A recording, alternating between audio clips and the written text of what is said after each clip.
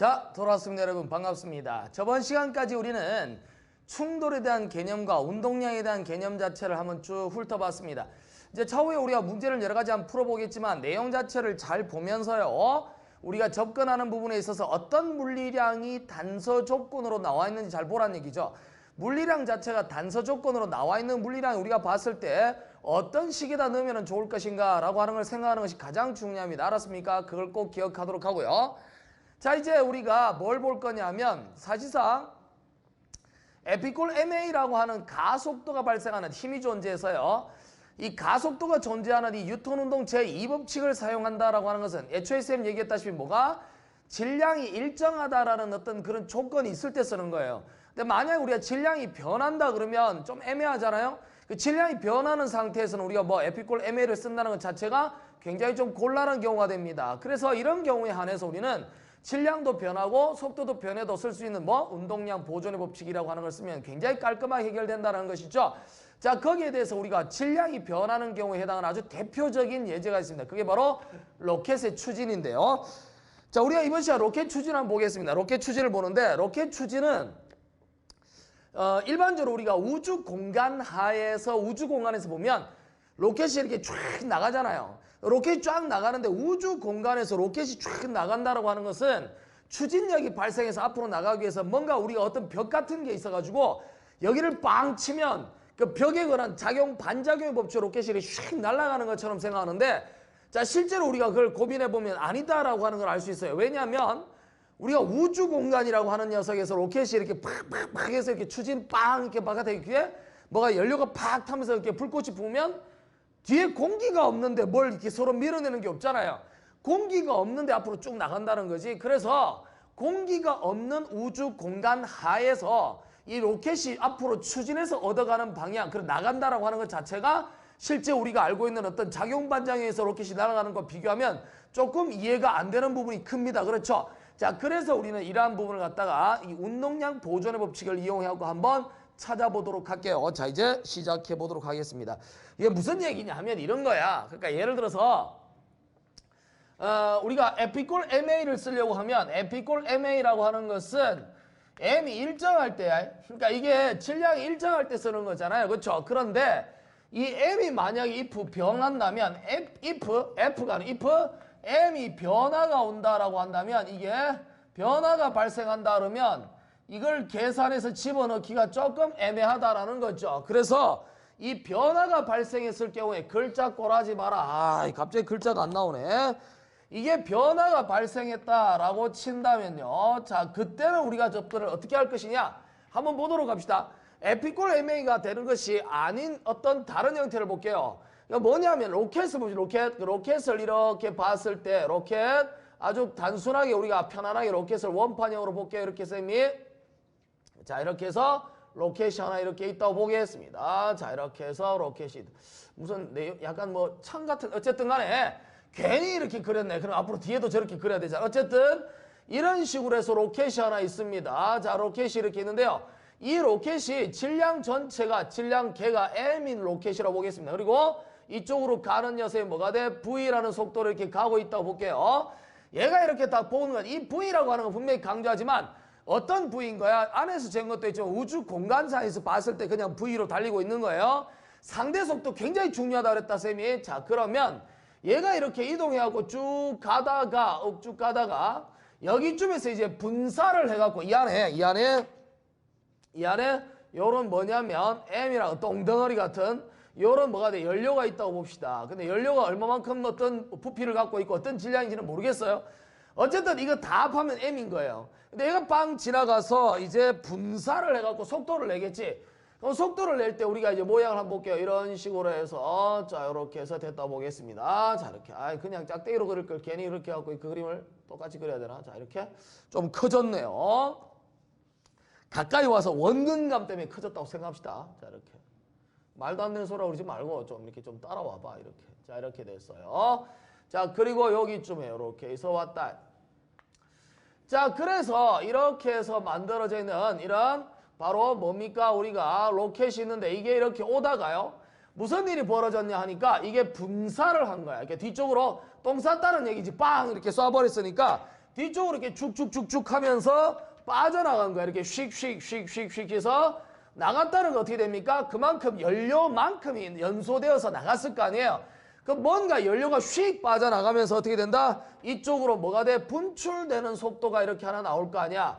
그래서 분출되는 속도를 우리가 EX라고 봅시다. 자, 이렇게 놓는다고 친다면 얘는 아직까지 이쪽 이렇게 V로 가는데 V로 가다가 얘가 빵 치면은 당연히 이쪽으로 반작용 형태로 어떻게 더 속도가 붙겠죠. 아니 속도가 안 붙는데 뭐하러 반사 이게 뿜어겠지. 뿜는 이유 속도를 갖다 더 증가시켜서. 그래서 어떻게 증가되어진 양을 우리가 아주 미세 증가량을 dV라고 한번 해봅시다.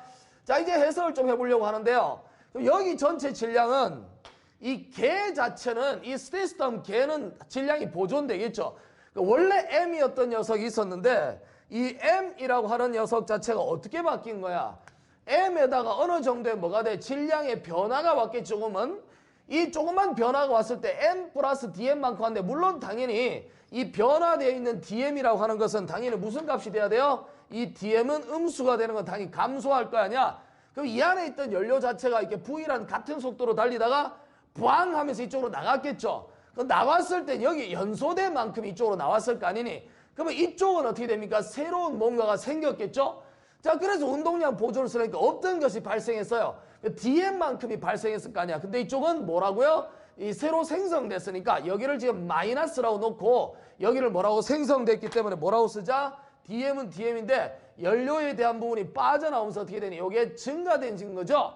그만큼 더 생긴 거 아니야? 없던 것에서 얘를 마이너스로 놓았으니까. 알겠습니까? 자, 그래서 이렇게 놓은 이유는 둘 다 그냥 변화량이 발생했다고 해석하려고 둘 다 플러스 놓은 거야. 근데 DM 자체는 뭐라고요? 음수입니다. 그럼 여기는 양수라고 써야 여기는 발생한 게 맞겠죠? 그러면 전체의 개는 유지됐지만 로켓 자체는 어떻게 됩니까? 질량 변화가 왔어요. 자, 그렇기 때문에 우리 F = MA라고 하는 걸 써서 해석하기가 좀 어렵다라는 거죠. 자, 그래서 이 로켓 추진을 하기 위해서 우리가 이제부터 좌우의 질량 보존의 법칙을 한번 써보도록 하겠습니다. 그렇다면 여기 나오는 녀석과 어떻게 됩니까? 이게 전이고요. 여기가 뭐가 됩니까? 후가 되겠죠? 그러면 전의 운동량은 그냥 뭡니까? 통틀어서 그냥 뭐가 되죠? MV가 될 거 아니야? 이 P 전의 운동량이라고 하는 녀석 자체는요. 뭡니까? 그냥 MV가 됩니다. 그렇죠? 자, 처음에 운동량 자체가 MV가 되겠죠? 그러면요. 자, 여기서 주어진 녀석 자체를 가만히 들여다본다고 한다면 자, 여기 나와 있는 MV에다가 우측에 있는 녀석이 얼마? 후에 봅시다. 이렇게 후의 운동량을 본다면요. 이 후에 대한 부분을 자세히 들여다보면 여기 연소되어져서 튀어나와 있는 연료에 의한 운동량과 뭐가 됩니까? 이 로켓 자체의 운동량이 합해져야 된다 이 말이야. 근데 운동량 여기 합해지는 건 뭐가 돼? 당연히 M 플러스 DM이라고 하는 녀석에다가 V 플러스 DV라고 하는 게 이렇게 돼야 정상인 거잖아요. 얘가 두 개 곱해져야 된단 말이야. 근데 여기가 이제 여기는 여기다가 우리가 뭐라고 씁니까? 마이너스 DM이라고 하고요.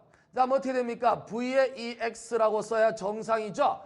자, 그런데 이 VEX라고 쓰는 것이 정상이 맞느냐 이 말이야.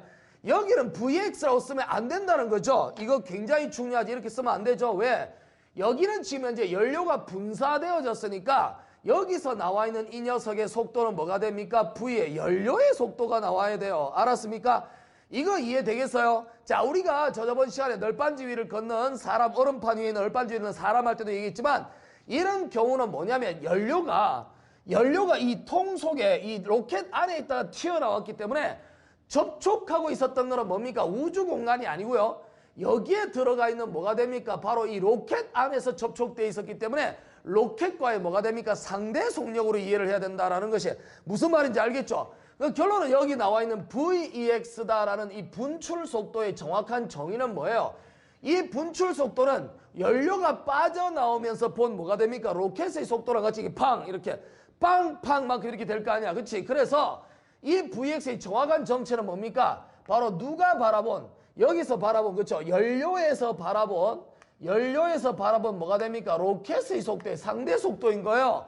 이 둘이 분출됐단 말은 여기서 접촉돼 있었다는 얘기라는 얘기야. 그러면 이것이 두 개를 놓으면 V에 뭐가 돼? 로켓에다가 마이너스 V에 얼마 돼? 연료라고 우리는 벡터로 우리가 표현할 수 있겠죠. 상대 속도 맞죠? 자, 그래서 V의 로켓의 속도는 뭡니까? 그냥 V잖아요. 그럼 이게 V 마이너스 얼마 돼? V의 연료다 이렇게 쓸 수 있겠죠. 이해할 수 있겠어요? 자, 그래서 이런 결과가 만들어졌으니까 우리가 V 연료가 뭡니까? 그러면 결론은 V 마이너스 뭐가 됩니까? VEX가 되는 거죠. 그래서 이 마이너스 DM에다가 이쪽에 들어가는 건 V 마이너스 VEX라고 하는 요 내용이 굉장히 중요한 역할을 한다는 거죠. 이거 까먹으면 안 돼요. 알았습니까? 기본적인 내용이 되겠어요. 자, 반드시 나는 뭐가 돼? 이 독립적인 개로 봐야 되잖아요. 고립계로 봐야 운동량이 보존되는 거 아니야. 그치? 그래서 이 고립계 입장에서 봤을 때는 연료의 어떤 속도를 써줘야 됩니다. 알았습니까? 그러면 연료의 속도, 로켓의 속도가 되는 거죠. 이 두 가지가 이제부터 뭐가 됩니까? 고립계 전체에서 외부에 뭐 열 전달이 있는 것도 아니고 하니까 요 상황에서 뭐가 돼? 운동량 보존이 일어날 것이고 그 결과 우리는 뭐라고 쓸 수 있다? MV라고 하는 녀석 자체는요. 이제 속도에 대한 부분 벡터를 쓰지 말고 이제 그 크기를 쓰겠습니다. MV라고 하는 녀석 어떻게 됩니까? 마이너스 DM에다가 이렇게 되죠. 마이너스 DM에다가 얼마 되죠? V 마이너스에다가 VEX가 될 것이고요. 자, 그리고 더하기 얼마 됩니까? M 플러스 DM에다가 그 다음 V 플러스 DV라고 하는 형태로 표현이 가능하더라. 좌우식을 이제 비교해서 우리가 접근을 한번 해보도록 하겠습니다. 그 결과 오른쪽에 써보면요. 서는 게 아니죠. 써보면 아니 발음이 안 돼가지고 경상도. 자, MV는 어떻게 됩니까? 는 마이너스 얼마 돼? VDM에다가 플러스 DM에다가 뭐가 되죠? VEX가 되고요. 자, 그리고 플러스 얼마 됩니까? MV가 되고 그 다음에 더하기 얼마 되죠? 그 다음에 MDV 그리고 그 다음 플러스 VDM 그리고 더하기 뭐죠? DMDV 이렇게 되나요? 자, 이렇게 되죠. 자, 이렇게 해서 두 식이 만들어졌는데 여기 자세히 들여다보면 없어지는 거 없나? 이렇게 없어지죠? 이렇게 해서 두 개 없어지고요.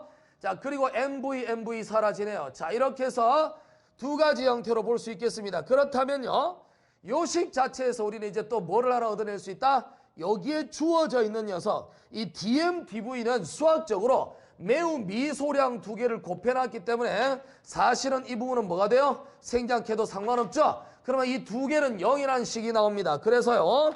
이 식 자체에서 우리는 뭐를 하나 얻을 수 있다? 결과론적으로 따져본다면 여기서 MDV라고 하는 녀석 자체는 MDV는 어떻게 됩니까? 로켓의 질량과 로켓 전체에 들어간 질량과 이것들 로켓의 속도에 대한 변화죠. 자, MDV라고 하는 녀석 자체는 뭐가 됩니까? 넘어가면 마이너스 DMV, 마이너스 VEX에다 뭐가 돼? DM이라고 하는 요런 식을 하나 얻을 수 있겠더라. 아주 중요한 식이죠. 그렇다면 우리가 이제 추진력을 알기 위해서 M 어떻게 됩니까? A를 써야 되니까 양쪽을 시간에 따라서 어떻게 미분해 봅니다. M 자 dv에다 얼마 됩니까? dt가 될 것이고요. 그 다음에 마이너스 VEX에다 뭐가 됩니까? dt분의 dm 이렇게 쓸 수 있겠죠. 이렇게 해서 이 말 자체에서 우리 뭐를 넣을 수 있다? 로켓의 추진력 F라고 하는 녀석은 뭐다? 마이너스 VEX에다가 뭐가 되죠? dtdm이라고 하는 걸로 쓸 수 있겠습니다. 자, 이렇게 해서 주어진 시고 이제 벡터 표시는 이제 생략할게요. 자, 이렇게 해서 만들어졌다. 그러면 이 추진력이 가지고 있는 정체를 가만히 보면 바로 이와 같은 아이디어가 나와 있죠. VX라고 하는 건 뭡니까? 분출되는 속도. 그 다음에 DM이라고 하는 건 뭐가 됩니까? 이 질량에 대한 뭐가 연소의 DM이라고 하는 것이 질량, 그러니까 먼저 이게 연소되어지는 연료량이잖아요. 그 속도가 이게 연료량이 어떻게 됩니까? DM이 마이너스 붙어 있으니까 이게 마이너스예요. 마이너스 플러스잖아요. 그러니까 연료가 시간대에 연소되어지는 속도를 뭐 한다? 빠르게 한다면, 크게 한다면, 그러니까 확 빨리, 짧은 시간 동안 빨리 확 태워갖고 내리면 어떻게 된다고? 추진력이 강해진다 이 말이잖아요. 자, 그리고 어떻게 된다? 그러거나 뭐가 돼? 아예 추진내는 속도를 한 마리 세게 빵 치면 된다라는 거죠. 여기에 어디에 뭐가 있어요? 여기에 뭐가 이렇게 작용 반작용이 있어? 그거 아니잖아. 그래서 결론은 무슨 얘기냐면 추진력을 얻을 때 뭐가 돼? 연료를 갖다가 짧은 시간 동안에 그렇지 빨리 연소를 시켜갖고 강한 속도로 아주 그러니까 빠른 속도로 바깥으로 팍 밀어내면 뭐가 된다고요? 굉장한 추진력을 얻을 수 있다라는 얘기가 되죠. 요 의미 알겠습니까? 그렇다면 여기서 우리가 이렇게 주어진 추진력에 대한 계산에서 요게 A잖아요. 그러면 여기서 우리가 가속도 A를 우리가 구해보라 그러면 가속도 A는 이게 얼마 됩니까? 요거 이제 두 개를 약분을 시키고요. 원래 요 식에서 가도록 하겠습니다. 자, 여기서 이렇게 A라고 하는 녀석 자체가 되잖아요. 그러면 이건 A라고 쓰고요. A라고 쓰려면 DT가 있어야 되니까 sorry. 자, 해서 A를 이렇게 넣습니다. 그러면 M에다가 A라고 하는 녀석 벡터는 얼마? 마이너스 VEX에다가 DMDT라고 만들어져 있으니까 여기서 가속도 A라고 하는 녀석은 결론적으로 얼마 된다고요? 마이너스 얼마 돼? 바로 질량 M분의 V의 분출 속도 곱하기 DMDT다. 뭐 요렇게 써주면 되겠죠. 이해할 수 있겠어요? 뭐 가속도 이꼴 뭐가 돼? 가속도에 대한 형태의 원인은 뭡니까? 힘이니까요. 가속도가 어떻게 하면까지 이렇게 뭐랄까 세질까라고 보면 똑같은 식인데 만약에 분출 속도도 일정하고 뭐가 됩니까? 분출 속도도 일정하고 만약에 이게 연소되어져 가는 어떤 시간적인 그런 시간적 변화율도 일정하다면 이 두 개가 만약 if 일정한 C를 갖는다 그러면 이 가속도라고 하는 것은 어떻게 되면 점점 커진다? 바로 M이라고 하는 이 질량 자체가 점점 내려갈수록 어떻게 된다? 커진다는 뜻 맞죠? 이게 마이너스가 마이너스 플러스가 신경 쓸 필요가 없잖아요. 그래서 M 자체가 쭉 내려가면서 그러니까 연료가 착착착착 내려가면 내려갈수록 어떻게 된다고? 점점 작아지겠죠. 작아지는 전류가 그러니까 연료가 많이 빠져버리면 순간적으로 로켓 무게가 작아질 거 아니에요. 그래서 연료가 많이 나가면 나갈수록 어떻게 된다고? 나가서 끝날 때까지 뭐가 된다? 가속도는 점점 뭐한다? 증가한다는 뜻이에요.